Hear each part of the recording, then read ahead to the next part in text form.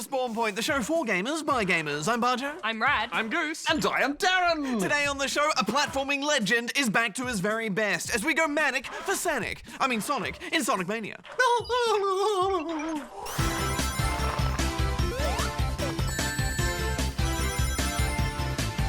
What a side-scrolling soiree! We've also got a mysterious whodunit on our hands with Layton's Mystery Journey.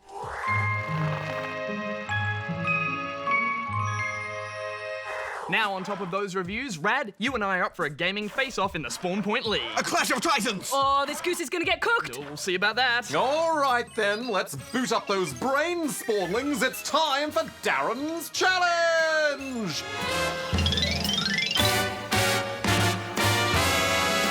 Today, I want you to identify this game sound. Oh, okay, Darren. I'll answer at the end of the show. Oh, I know it. It's It's definitely a power-up. Well, there's plenty of time to figure it out. Let's get to our first review. Right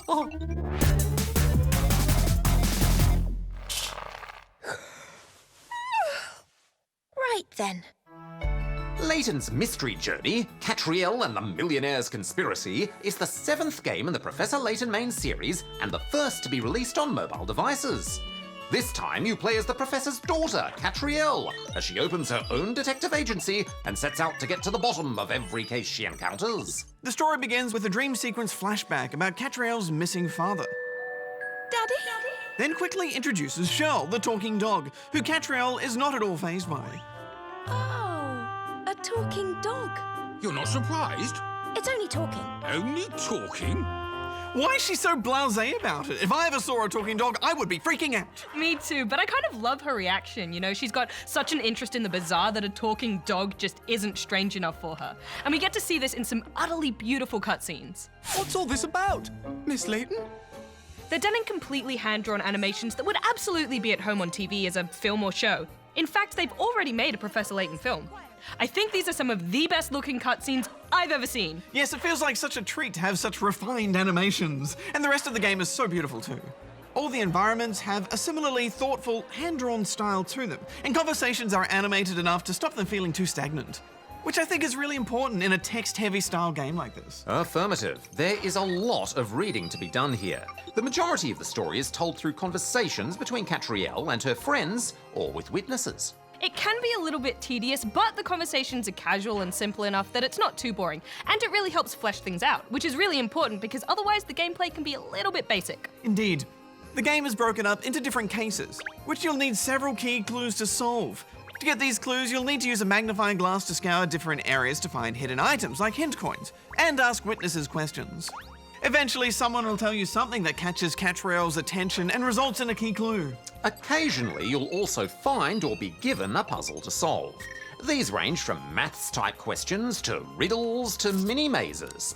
There's a decent variety in the types of brain teasers available, and they range from very easy to rather difficult. These make up the main game part of the game, but honestly I was kind of disappointed in them. They never really left me feeling like I'd used my brain and worked it out. Instead they felt a bit convoluted and random. For example, one of the first puzzles is a riddle which asks how many times you have to touch a clock's hands to get it to show the time as being midnight. Whoa, Rad, you're not going to spoil the answer, are you? Well, usually I wouldn't, but I need to illustrate an important point. I'll allow it. Okay, so I thought you touch it once and then spin it around until it reads midnight, right? Yeah. Wrong! Huh. The answer is 0. You wait for it to actually just be midnight. Puzzles are made for solving. This is not a good puzzle. It is in direct conflict with the wording of the question and what they're asking you to figure out. I agree. And I think quite a few of the puzzles were either badly worded or unclear on what the parameters for finding the answer were. And that makes it feel more like a guessing game, and I didn't come here to guess, I came here to solve. And you are unfortunately penalised for taking wild guesses. Each puzzle is worth a certain number of picarats according to how difficult it is. Each wrong guess reduces the number of picarats you're eligible to receive. Miss Layton would never have got that wrong. Even so, sometimes I get so frustrated, I would just put down any answer that came into my head. I cracked out the pen and paper for a few, you know, I loved knuckling down to work something out. Yeah, those are my favourite, and you can actually do this in-game using the memo system. This brings up a sort of see-through page that you can scribble on to help work things out. Although I do think it is more satisfying to use the good old-fashioned pen and paper. If you get really stuck on a puzzle, you can use a hint coin to get a clue. Usually the first clue isn't very helpful, but it doesn't take long to get a few hint coins in the bank, so you don't have to feel too guilty about spending them. Yeah, although it never really feels satisfying to have to buy your way to an answer. You also don't figure out the big cases yourself. They auto-solve once you find all the key clues. It wasn't interactive enough for me, and it felt frustrating when I'd figured everything out already, but I couldn't solve a case because I didn't have all the clue pieces. Yeah, you really feel like you're being held back when that happens. I think there's enough quirky charm in the characters and the story, though, to keep on playing. Yeah, absolutely. I love how everyone has their own little personalities. Like Catriel being obsessed with food and Ernest being obsessed with Catriel. I don't believe you told me your name. Ernest. Ernest Greaves, miss. Overall, I don't think it's quite as good as those early, amazing Professor Layton games, but still, it's very well crafted, so I'm giving it 3 out of 5 rubber chickens. I think there's a special glimmer of magic in Layton's mystery journey, and even though some of the puzzles really, really bugged me, I was still wrapped up in the world. I'm giving it 4 out of 5 rubber chickens.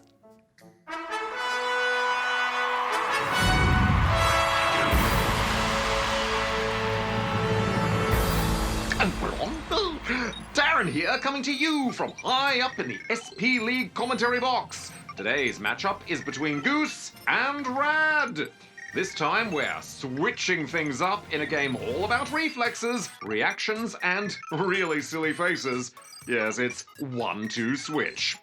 The game is a mix of motion control-centric mini-games, and this matchup will be a best of 3 rounds, selected by the contestants themselves. Speaking of which, time to head down for the mandatory handshake. Good luck, Rad. Thanks, Goose. Good luck to you too. You're gonna need it. Whoa, hey, whoa. A bit of a Switch Pro. All right, first up, treasure chest. The goal here is to unravel the chain using the Joy-Con and reach the bountiful treasure inside before your opponent. 3, 2, 1, start! Treasure! And they're off! Both players unraveling as best they can, Goose frantically fumbling while Rad goes for a slower, more strategic method. I think I'm making it worse. As you can see, green sections of the chain will unravel, while red chain indicates you're going the wrong way. Goose really picking up speed. Not sure if it's doing him any good, though. Oh no! Oh, and he's almost lost control of his Joy-Con there. Slow and steady. No! Wins the race. Oh, it was so close! Look, I only had like 1 bit of chain left. Yeah, but I still won. If I hadn't done that fumble, I think I would have You weren't got trying to there. move so quickly. Yes, a costly error for old Butterfingers Goose there, which means the first set goes to Rad. On to the next game. Okay, Rad, you pick the next game. I Oh, love no. eating, so I think eating contest. You go first. Show me how it's done. Game number 2 is Eating Contest. Each player uses the Joy-Con sensor to mimic eating a sandwich as quickly as possible.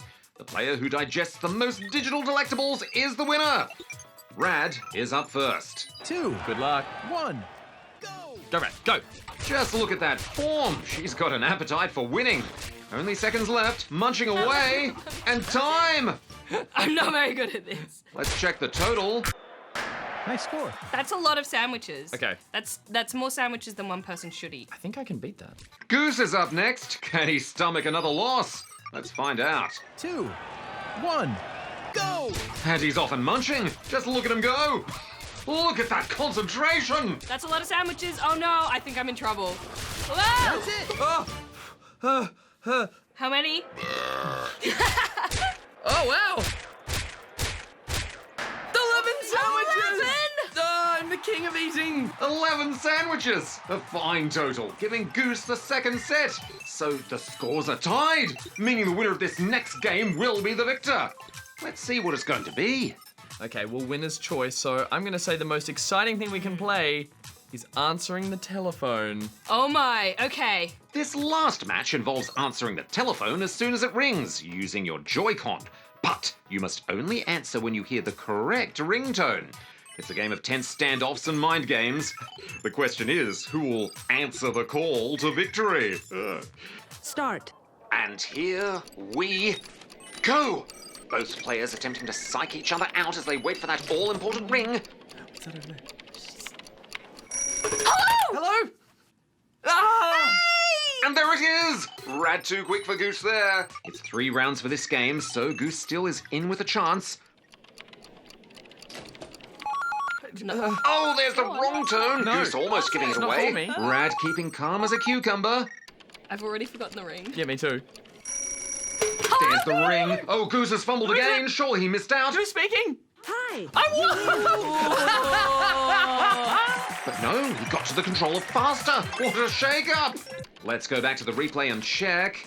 There's the call, and yes, Goose was faster to the phone, which registers as a win. Controversial indeed, but he still claims a point. So this is it, folks. 2 games each, down to the wire. Whoever answers first here wins the match.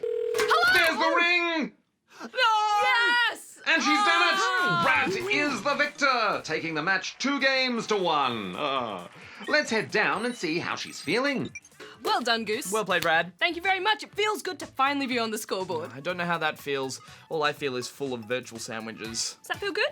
Not particularly, no. So while Goose deals with his interactive indigestion, let's take a look at the all-important league scoreboard.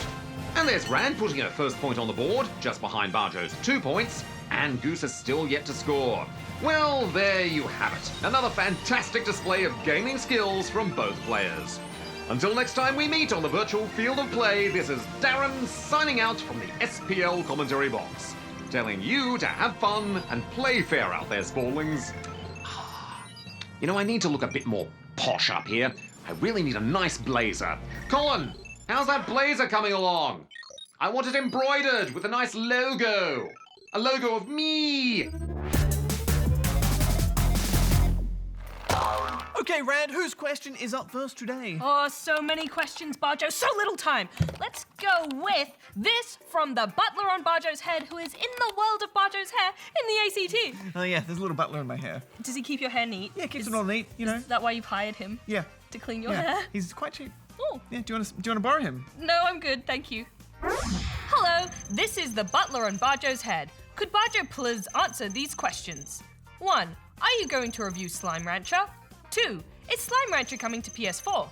3. Will you review the new Sonic Mania? Please answer, thanks! Well, Butler, on Bajo's head, we will indeed be looking at Slime Rancher next week, so make sure to tune in then. But I don't think it's coming out on PS4, sadly. Let me just check with Darren, though. He'll know for sure. Get old mate Darren on the phone. Old mate Darren. Hello, Darren speaking. Hi. Hi, Darren. We were just wondering if Slime Rancher is coming out on the PS4. Well, there is no confirmed PS4 version of Slime Rancher on the way, but don't lose hope. The developer recently said in a tweet that we're currently focused on PC and Xbox, but in the future, anything is possible. Which sounds to me like there's a very good chance that it will come to PS4 in the future. Often with indie games like Slime Rancher, the developer doesn't have the resources to work on versions for all of the consoles at once. So usually they will make it for PC and maybe one console, and then in the following months bring it onto other platforms. Thanks, Darren. Hey, if anything's possible in the future, does that mean that I could be a robot like you in the future? Anything's possible. Goodbye. Bye. Rad, what if you're already a robot? Oh no! What if I'm a robot? Oh no! What if everybody's a robot? Oh no! Be pretty cool. Yeah, well, finally, of course, we are looking at Sonic Mania this week, so that answers that question. So let's move on now to this from Cheese, who is in Cherrybrook, New South Wales. Cheese in a brook of cherries. That's the dream. Sounds like a bad dessert. Hello, Bajo. I live in your computer. 1. How do you get a boost in Mario Kart 8? Darren, do these. I am not a noob. Thanks, Darren. Bajo, do these. Well, Cheese, there's quite a few ways to get a boost in Mario Kart 8. If you want to get the boost straight off the starting line, then you need to start accelerating just as the number 2 in the countdown stops moving. Do it any earlier and you'll spin out. And if you're too late, it will either be a smaller boost or it won't boost at all. Ooh, you can also get boosts by pressing the drift button to hop over jumps. Just before you get airborne, do a little hop and you'll get a small boost. It works on just about every jump or bump too. Pro strats. And of course, master the drift. The longer you can hold the drift for, the bigger the boost you will build up. In Mario Kart 8 Deluxe, you can actually get a new, bigger boost too. Just keep drifting till you see your sparks turn blue, then orange, and then once they're pinkish, purpley, bam, big boosts. Although you have to make sure smart steering is turned off to get the pink sparks. But just practice all those and you'll be a boosting master in no time, Cheese. So let's move on now to this video question, which comes in from Henry. Hi, good game. My name's Henry and I have 2 questions. 1, do you know any good shark games for PS4? 2, have you ever reviewed Hungry Shark World? And if so, can you tell me where I can watch the review? Thanks for your question, Henry. And I'm just guessing here, but I get the feeling you're a little bit of a fan of sharks. Yeah, I was getting a bit of a shark vibe there too, but as for good shark games for PS4, well, I can't think of any where you actually play as the shark. No, me neither. There is Abzu, which has a shark as a major character in it, plus it's a great relaxing game for taking in all the sights under the ocean. And there was that PlayStation VR Worlds compilation, which had that little experience where you could stand in a shark cage and get up close and personal with a shark. It's not really a game, though. No, but it is very shark-based. And no, we've never reviewed Hungry Shark World, but if we had reviewed it, you'd be able to find it, along with all our other reviews, on our website in the review section. Oh, hang on a second, Rand. It is a free-to-play mobile game, so maybe I'll just download it and give it all a little go, hey? What do you think? Just a little Bajo snap review. Yeah, let's do it. Oh, yeah, okay. Okay, here we go. Just downloading. Just downloading, one sec. So how's Boatmeal, your dog? Oh, he is so good. He's such a good boy. I'm actually teaching him this new trick. Oh, wait, it's finished. Okay, here we go. You play as a shark, you swim around and eat things to stay alive as long as possible. You can upgrade your shark and stuff. Decent graphics, responsive controls, good sharking action. Not bad. I give it 3 out of 5 snap rubber chicken sharks. Oh, there you go, Henry. Well, let's move on now to this one, and we have another video question. Oh, double video. Double trouble. Speaking of double, this has not one, but 2 spawnings in it. Take it away, Clayton and Kyle. Hello, GGSP. We have 4 questions for you. 1. Will Minecraft be coming to the Switch? 2. Will Locro be coming to the Switch? 3. On Super Mario Odyssey, what is the actual problem? 4. After Super Mario Odyssey and Mario Kart Deluxe and Mario Rabbids Land Kingdom Battle, what would be the next Mario game for the Switch? Thanks! Thanks for your question, Clayton and Kyle. As we've mentioned a few times before, you'll find Minecraft is available right now for the Switch as a download in the Nintendo eShop. And I'm not 100% sure what that second game was, but I think it was about Loco Roco, which sadly no, will not be coming to the Switch, and probably never will. It was developed and published by Sony, which means it's very much a PlayStation exclusive and won't appear on a Nintendo console. As for what actual problem is in Super Mario Odyssey, well, I think it's the same problem as always. Bowser has kidnapped Princess Peach. That old chestnut. And it appears that this time his diabolical plan is to marry her? And also hats. I think the game is mostly about hats. Well, hats off to that. As for other Mario games coming out, well, there's going to be Mario and Luigi Superstar Saga, plus Bowser's Minions, which is a terrible name, but looks like a decent entry into the Mario RPG series for 3DS. And I think that's all the confirmed Mario games that we know of for now. Although there is that Yoshi game, but while he's a Mario character, I wouldn't say that counts as a Mario game. More of a Yoshi game, really, isn't it? Yeah. Well, thanks again for your question, Clayton and Kyle. Bajo, you know what? What? I was thinking that we should reward the Spawnlings who go to the effort of sending in these great video questions. So we should send every Spawnling who gets their video on the show a special t-shirt. Brad, that is a great idea, but what about all the Spawnlings who've already had their videos on the show?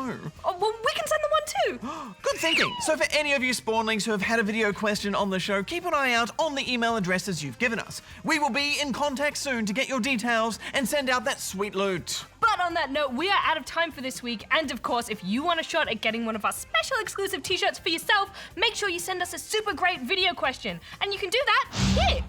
Brad, I've forgotten what the t-shirts actually look like. Oh, I'll print one out for you. You can print one out? Yeah. Whoa! Amazing! There it is. Oh, nice. Yeah. Can you print out a cheese sandwich? No, just t-shirts. Just this one particular t-shirt. It's all it can do. It's all it's made for.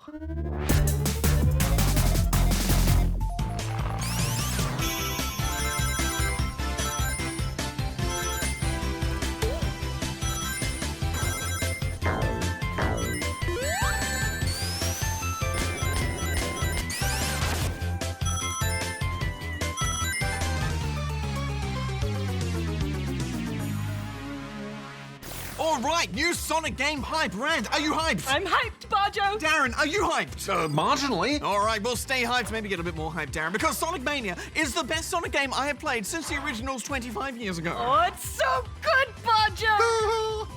The story begins with Sonic and Tails flying to investigate a weird energy signal. But Dr. Eggman gets amongst it, and Sonic and Tails are sent back in time. It's actually a little bit hard to work out what's happened from the cutscene alone, but that's what we think happened. Well, Sonic Mania is a retro, remix, rejig, redesign of the original games. Back in the old days, there was very little space on cartridges, so storytelling was always a simple affair. Sonic Mania stays true to this idea. It certainly does, Darren, in look, feel, and design. And yet, jumping, spinning, and smashing through walls is somehow more fun than it has ever been. And I think it's because they've kept things simple. There's not really any new fancy special moves or any kind of reinvention of the classic Sonic gameplay. It's just pure sick Sonic spins. Yeah, and now that we can play classic Sonic in widescreen, you can see even more of the level, so you know where you're going, which makes for better platforming. Yeah, you really get a good rhythm going. And of course, going back in time allows Sonic fans to relive old levels reimagined, such as the rolling slopes of the Green Hill Zone, the bouncy floobs of the chemical plant. Oh, I love bouncing on the flubbery floops. You gotta watch out for the bluey goops, though. Oh yeah, those goops certainly make it hard to floob on the floops. Oh, and you must stick onto the sticky gloops. It's certainly a tricky and sticky level. In fact, all the levels are wonderfully designed. There's always 3 ways to go: high, medium, or low. And as you jump and spin, you'll flip between these paths, getting as many rings as you can and trying not to hit those nasty spikes. My precious rings, no! Oh, they're such good levels. In fact, I like many of them more than the originals. There's no nasty traps or walls or spikes that will break your momentum for long. And that's really important because Sonic is all about getting momentum and then keeping that momentum going. And that's not something all Sonic games have got right in the past. This is true Sonic spinning. He runs and moves just like the old days. I praise the game's physics design for perfectly matching Sonic's original pose. Oh, the same goes for Knuckles and Tails too. In the game's story mode, player 2 can pick up the controller and zip along his Tails at any time. It's perfect if you know a younger spawnling who wants to play, but maybe isn't quite the Sonic expert yet. Oh, I'm so glad they brought back that mode. I love Tails so much. He's adorable. And you can also play as Knuckles in the game's 2-player versus mode. Oh, I love Knuckles such tood. It is a little bit weird in versus mode that the screen is stretched to accommodate the second player in split screen. But you soon get over it and just enjoy the competition. I would say Sonic Mania's greatest achievement is the boss fights. Multi-stage, multi-zone, side-scrolling and stationary fights with Eggman and his henchmen are better than ever. I especially love jumping over rockets and the Spider Boss. Yeah, these fights are so much fun. Oh, except for the Spider Boss. I do not like the Spider Boss. So tricky. These are some of the best Sonic boss battles yet. And it usually takes a couple of goes to work out how to beat them, which is a good thing. There's also a great story as to how this game got made in the first place, which we will go into next week when I meet the game's creator. Overall, I love this. It was so fun to spin again. It's one of my all-time favorite Sonic games. I'm giving it 5 out of 5 rubber chickens. It is colorful, it's fun, and most importantly, it's fast. Plus, the chip tunes sound great. I'm giving it 4.5 out of 5 rubber chickens.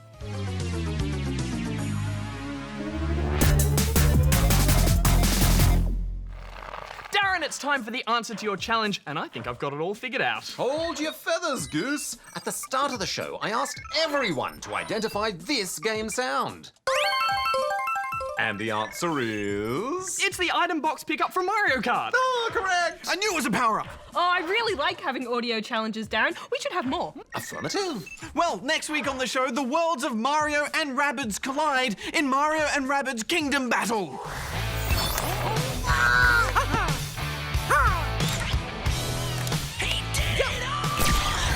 If you jump on the ABC Me app, there's an episode of Scoop in which I give my hands-on impressions of the game. Yeah, we've been finding Rabbids on the set ever since, Goose. I'm pretty sure I stun lasered the last of them. Well, I hope you are thorough, Darren, because those little pests can get up to all sorts of mischief. Well, until next week, Bajo out. Rat out. Goose out. Darren out.